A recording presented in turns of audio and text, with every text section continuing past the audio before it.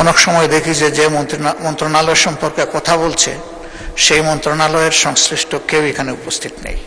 কোনো রাষ্ট্রীয় কাজ সংসদ অধিবেশনের চাইতে বেশি গুরুত্বপূর্ণ নয়। সকল রাষ্ট্রীয় কর্মকাণ্ডের মধ্যে সংসদ অধিবেশন সবচাইতে বেশি গুরুত্ব পায়। মাননীয় বিরোধী দলের নেতা। ধন্যবাদ মাননীয় স্পিকার। সংসদটা আমাদের কাছে জাতির আমানত এবং প্রথম দিক থেকেই আপনি আহ্বান জানিয়ে এসছেন আমরা সবাই যেন পার্টিসিপেশন করে এই সংসদটাকে প্রাণবন্ত রাখি। দুটা জিনিস এখানে লক্ষণীয়, যেটা সংসদের মেজাজের সাথে যায় কিনা আপনি সিদ্ধান্ত দেবেন।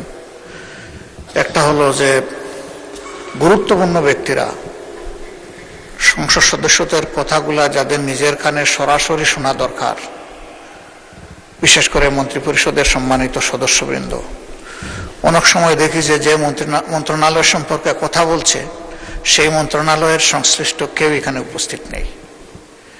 তো এই যে অনুপস্থিতির একটা ব্যাপার, বিশেষ করে সিনিয়র লিডারদের, এইটা আমাদেরকে আহত করে।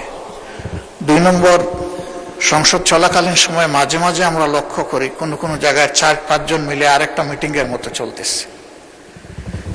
একদিকে সংসদে গুরুত্বপূর্ণ আলোচনা হচ্ছে, আপনি নিজে অ্যাটেনশন দিচ্ছেন, আমরা বুঝার শোনার চেষ্টা করতেছি, আবার ওইদিকে এগুলোও চলতেছে। এগুলাতে সংসদের ডিসেন্সি যেমন নষ্ট হয়, তেমনি আমরা যারা সংসদকে অনুসরণ করার চেষ্টা করি আমাদের মনোযোগও নষ্ট হয়। এই বিষয়ে আপনি কিছু বলবেন কিনা, কোনো উদ্যোগ নেবেন কিনা? ধন্যবাদ মাননীয় স্পিকার। ধন্যবাদ বিরোধী দলীয় নেতা।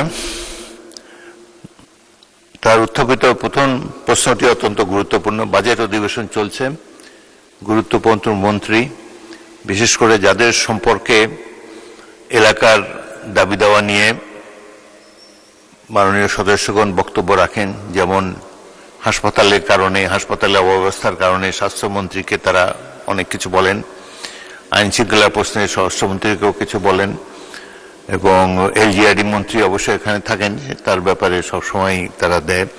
তবে কালকে এই প্রশ্নটি আলোচিত হয়েছিল এবং মাননীয় চিফ হুইপ বলেছিলেন যে তারা রাষ্ট্রীয় কাজে ব্যস্ত।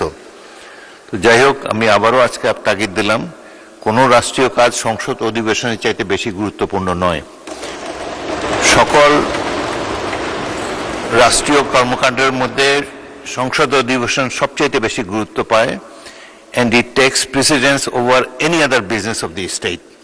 সুতরাং আপনি মাননীয় মন্ত্রীদেরকে বলবেন তারা যেন সংসদে যথাসময়ে আসেন, সংসদ সদস্যরা যেসব বক্তব্যে তাদের মন্ত্রণালয় সম্পর্কিত কথা তারা বলেন সেগুলোর ব্যাপারে তারা অন্তত শুনবেন এবং যদি সম্ভব হয় তার প্রতিকার করার চেষ্টা করবেন।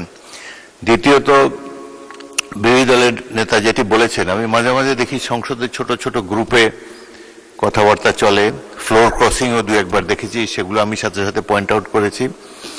আপনারা সংসদের মধ্যে গ্রুপ আলোচনা করার চেষ্টা করবেন না এবং যত সম্ভব নিজের আসনে বসে সংসদ কার্যক্রমে অংশগ্রহণ করার, অন্তত ভালোভাবে শোনার চেষ্টা করবেন। এটাই আমরা আশা করি। সংসদের শৃঙ্খলা বজায় রাখার ক্ষেত্রে আপনাদের সকলের সহযোগিতা কামনা